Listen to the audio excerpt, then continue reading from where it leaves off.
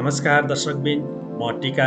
प्रेरणादायक भिडियो छ गलत बानी। एक धनी व्यक्ति आफ्नो छोराको गलत आचरण र आनी बानीदेखि आजित भएका थिए। एक दिन उनले आफ्नो छोरालाई केही शिक्षा मिल्ला कि भनेर एक सन्तसँग भेट गराउँछन्।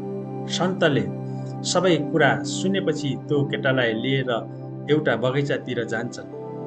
बगैँचाको वरिपरि उम्रिएका झार तथा बुट्यानहरू मध्ये एउटा सानो बिरुवालाई देखाउँदै उनले भन्छन्, बाबु, के तिमीले यो झारलाई उखेल्न सक्छौ? केटोले सकिहाल्छु नि भन्दै त्यो झार जुरुक्कै उखेलेर फालिदिन्छ। त्यसपछि फेरि सन्तले अर्को अलि हुर्केको झारको बिरुवालाई देखाउँदै भन्छन्, के तिमी यसलाई उखेल्न सक्छौ? केटोले एकछिन विचार गर्छ र कुन्नी कोसिस गर्छु भन्दै त्यसलाई उखेल्न खोज्छ, तर पहिले जस्तो सजिलै उसले त्यसलाई उखेल्न सकेन। बल्ल तल्ल धेरै प्रयास गरेपछि मात्र उसले त्यस झारलाई उखेल्छ।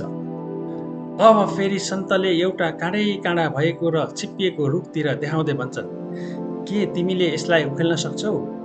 केटोले आफ्नो जिउरो टोक्दै भन्छ, के भन्नुभएको हजुरले? यत्रो ठुलो रुखलाई पनि उखेल्न सकिन्छ? तब सन्तले भन्छन्, बाबु, तिम्रो गलत बानी भनेको पनि यही झार जस्तै हो। जब तिमीले यसलाई सानै छँदा नै गोडेर फाल्छौ भने सजिलो हुन्छ, तर समयमै त्यो खराब आनी बानी र आचरणलाई त्यागेनौ भने त्यो आदत पनि पछि हुर्केर त्यो रुख जस्तै मोटो, बलियो र काँडै काँडाले भरिएको हुन पुग्छ। त्यो बेला तिमीले चाहेर पनि त्यसलाई उखेलेर फ्याँक्न सक्दैनौ। तसर्थ खराब बानीको सट्टामा राम्रा बानीको विकास गर। जसरी सुरुमा अन्न बाली र फलफुलका बिरुवा हुर्काउन गाह्रो हुन्छ, त्यस्तै राम्रो बानी विकास गर्न पनि गाह्रो हुन सक्छ।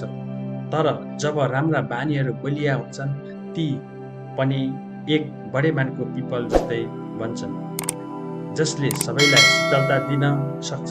यति कुरा सुन्दा नसुन्दै केटाको सोचमा सकारात्मक परिवर्तन आइसकेको थियो। धन्यवाद।